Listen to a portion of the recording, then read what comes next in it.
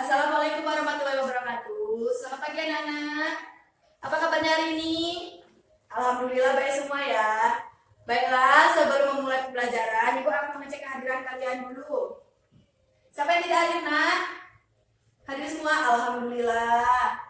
Sebelum memulai pembelajaran, ada baiknya kita berdoa menurut agama dan kepercayaan masing-masing. Berdoa mulai. Berdoa selesai. Baiklah, masih ada yang ingat apa pembahasan kita minggu lalu? Ya, benar sekali. Pembahasan kita minggu lalu itu tentang struktur pada organ tubuh manusia. Dan di pertemuan kali ini, kita akan membahas tema 2, yaitu tentang peduli terhadap makhluk hidup. Dan subtema 1, hewan dan tumbuhan di lingkungan rumahku. Muatan pembelajaran ilmu pengetahuan alam, kompetensi dasar 3.1, yang menjelaskan tentang struktur pada tumbuhan beserta fungsinya. Baiklah, di sini perhatikan ya nak. Perhatikan ke depan. Ibu memegang gambar struktur pada tumbuhan.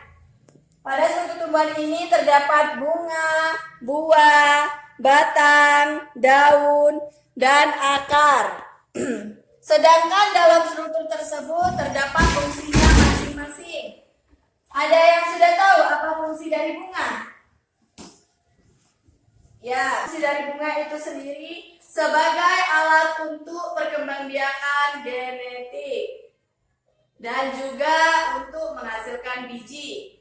Sedangkan fungsi dari buah yaitu untuk melindungi biji, untuk sebagai cadangan makanan, alat perkembangbiakan, dan juga untuk dimanfaatkan oleh manusia kita ya, dimakan. Terus fungsi dari batang itu sendiri yaitu untuk mengalirkan zat hasil fotosintesis dari daun ke seluruh tubuh tumbuhan. Terus juga sebagai penegak dan penguat tubuh tumbuhan. Sedangkan fungsi dari daun itu sendiri yaitu tempat membuatnya makanan melalui proses fotosintesis. Terus juga sebagai tempat penyimpanan cadangan makanan, seperti contohnya pada bayam, kol, itu kan dikonsumsi ya, nah itu daunnya yang dikonsumsi. Dan fungsi dari akar itu ada akar primer dan akar sekunder. Ada yang tahu apa itu akar primer? Ya, akar primer adalah akar yang terus tumbuh dan menjalar panjang dan membesar. Fungsi dari akar primer itu sendiri adalah sebagai tempat cadangan makanan dan menyalurkan unsur hara. Sedangkan dari akar sekunder itu sendiri memiliki fungsi memperkokoh berdirinya tumbuhan. Baiklah, dari penjelasan ibu tersebut, adakah yang belum paham atau ingin ditanyakan? Ya, Sinta, apa? Contoh dari daun yang bisa dikonsumsi? Oh ya, ada yang bisa menjawab pertanyaan dari Sinta? Ya, benar sekali ya.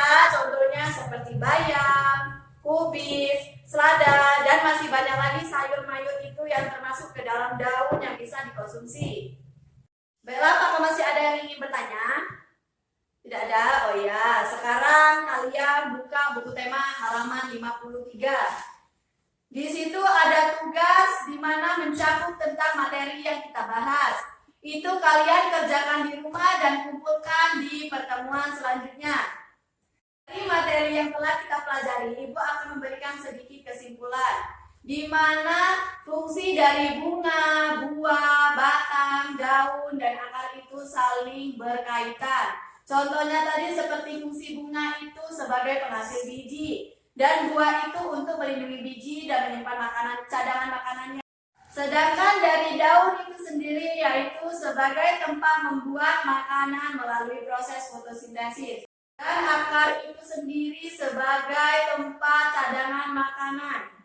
Baiklah, itu kesimpulan yang dapat kita ambil dari materi minggu ini. Sebelum kita menutup pembelajaran hari ini, ada baiknya kita berdoa menurut agama dan keyakinan masing-masing. Berdoa mulai. Berdoa selesai.